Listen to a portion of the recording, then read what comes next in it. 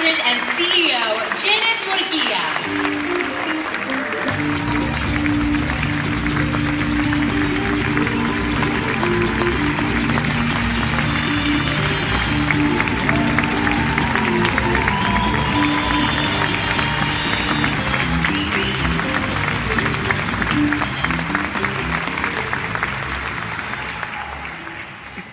Thank you. Thank you. It's been a privilege of a lifetime to be at the helm of this incredible American institution. Thank you. When I sat down to prepare my remarks for this conference, I wanted to talk about the critical issues facing our community. I wanted to highlight the great victories our community has had in recent weeks, including the Supreme Court's reaffirmation of the Affordable Care Act, which has helped over 4 million Latinos gain access to health care for the first time. I also wanted to address the hurdles facing our next generation of Americans, 1 in 3 of whom will be Hispanic. Expanding their opportunities and addressing the challenges they will face: access to health care, education, technology, as well as reforming our criminal justice system and resolving the legal status of the undocumented, are the essential components of our country's future success. That's what I wanted to talk about. But instead, I have to talk about Donald Trump.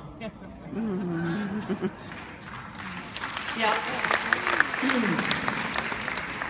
My reasons for this are simple. I was raised to stand up to bullies, and I've made it my job to stand up to hate.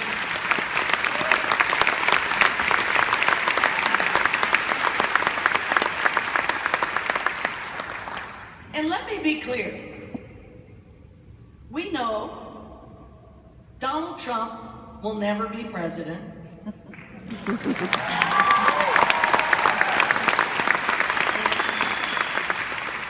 And it pains me to give even one more second of attention to someone who so clearly craves it. But while Trump himself does not matter, what he said does. And Latinos may be angry at what Trump said, but we're not surprised by it. The demonization of our community is not new. When you attribute traits such as drug dealers, murderers, rapists to an entire group of people, that is, by definition, racism. And you join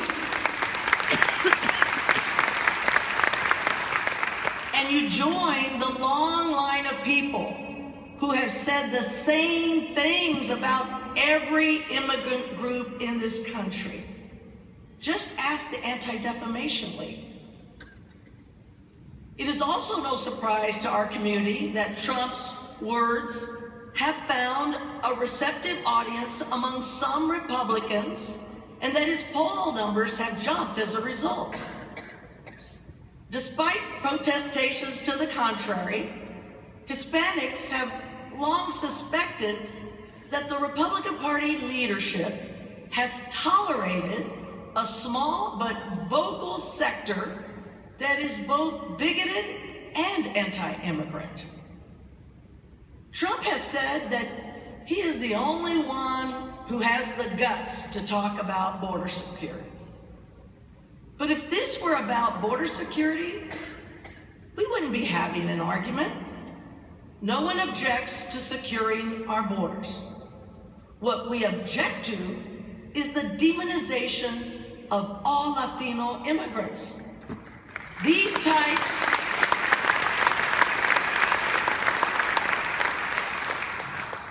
types of slurs affect all of us. The The majority of Hispanics are native-born American citizens. But when immigrants are painted with the broad brush of hate, it denigrates all Latinos. We know that the majority of Republicans are neither bigoted nor anti-immigrant. A number of Republican candidates have distanced themselves from Trump, most notably Jeb Bush and Lindsey Graham, reflecting their strong ties to our community and track records on immigration. And I thank them for that. But we need more from the entire Republican Party and its leaders. Your response is so not enough. It is not nearly enough.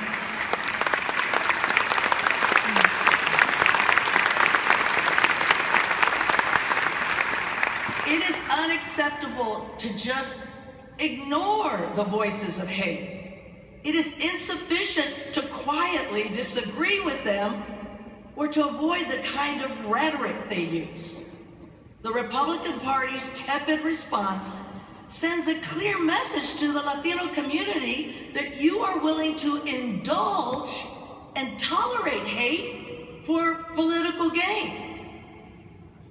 We had 3 Democratic candidates for president right here yesterday, a historic day for us, and their participation was welcome and appreciated and noted. It matters. As a nonpartisan organization which has welcomed several Republican presidents and presidential candidates over the years, we offered several major Republican candidates the same opportunity to speak to our audience of thousands of national and local leaders. I would note that we did not extend an invitation to Donald Trump, who frankly does not deserve the honor to speak here.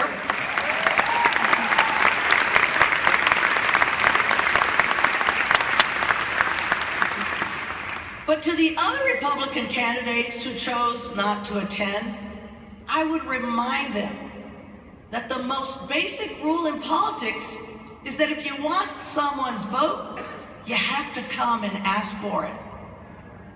Are they so afraid of the Trump wing of the party that they're willing to pass up a chance to make their case to the nation's largest ethnic minority and its fastest growing group of voters?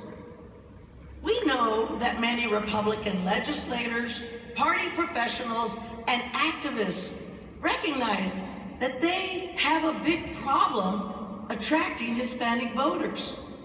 They have confided to us that they want to do better with Latinos.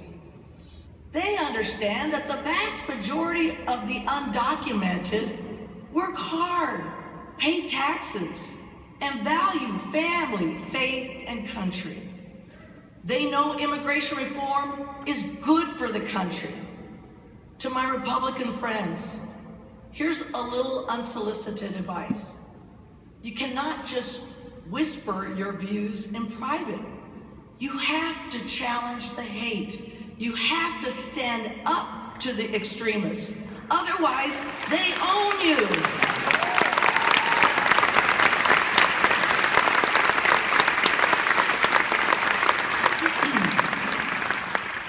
You don't need to look far for lessons on how to deal with Trump and his ilk. The business community has shown you the way. One by one, a litany of companies at great cost to them have stepped away from Donald Trump. Univision refused to air Trump's Miss USA pageant. They dumped Trump.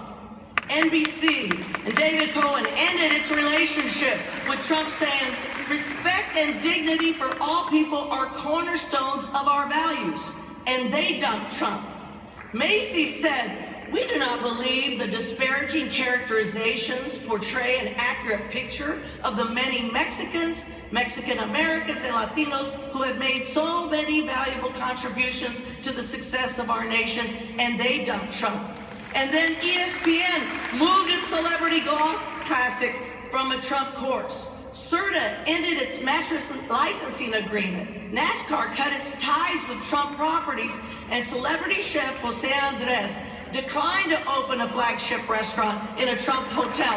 They all dumped Trump.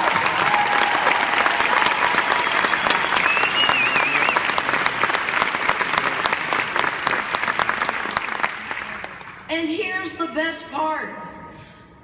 Most of these companies acted on their own. Yes, those we've worked closely with for decades, like Univision, NBC, and Macy's, knew of our concern and outrage, but we did not have to plead for their support. We did not have to sit down and explain to them why we were upset. They understood. They got it. Many of them are upset too.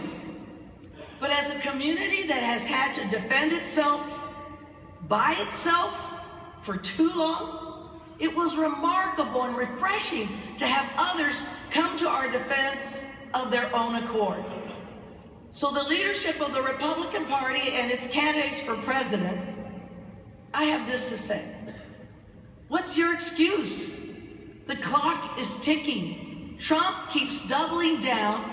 Just this past Saturday, he appeared at a rally in Phoenix praising Sheriff Joe Arpaio. And despite all of this, Trump has boasted that he will win the Latino vote in 2016.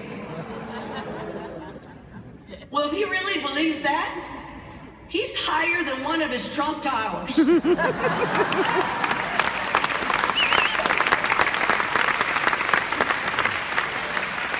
You and I know that's nonsense. He won't come close. But if the Republican Party doesn't aggressively deal with their Trump problem soon, they won't come close either. Stand up to the Trump wing of your party. Confront the hate.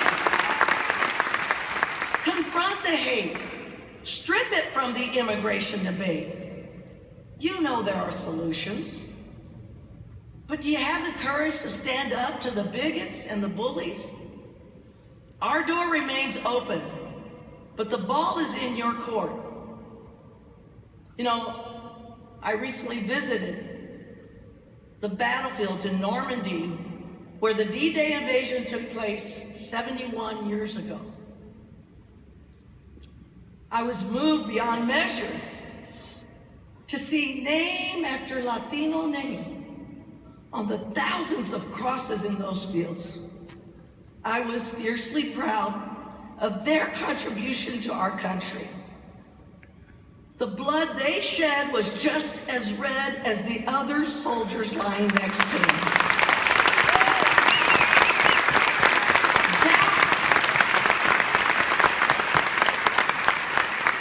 That is part of our country's heritage. Latinos, Hispanics, immigrants, and citizens alike continue to contribute to the lives and the livelihoods of all Americans. We are doctors, teachers, lawyers, engineers, entrepreneurs, and scientists. We care for the country's children and tend to the elderly. We plant and pick the food Americans eat every day. We build the buildings Americans work in and clean them after everyone else has gone home. That is part of our country's heritage too. The likes of Donald Trump disparage that heritage. But even worse, they also demean the proud heritage of the Republican Party. 150 years ago, it was a Republican president, Abraham Lincoln, who freed the slaves. 50 years ago, it was a Senate Republican minority leader, Everett Dirksen, who helped push the civil rights and voting rights laws over the top. 30 years ago, it was a Republican senator, Alan Simpson, who co-authored, and a Republican President, Ronald Reagan, who signed the last legislation to provide a pathway to citizenship for undocumented workers. And just last week, it was Governor Nikki Haley and two Republican senators, Lindsey Graham and Tim Scott, who worked across racial and political lines to remove the Confederate flag from the South Carolina State House flag.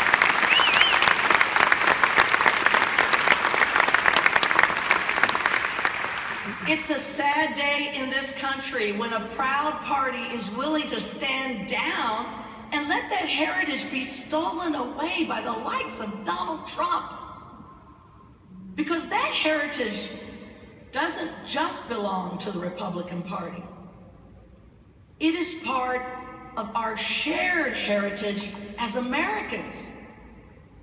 As a proud American and as a proud Latina, it's part of my heritage too. So to my Republican friends, I ask you, I plead with you, indeed I demand of you, stand up for your heritage, and I'll stand with you. Thank you. Muchísimas gracias.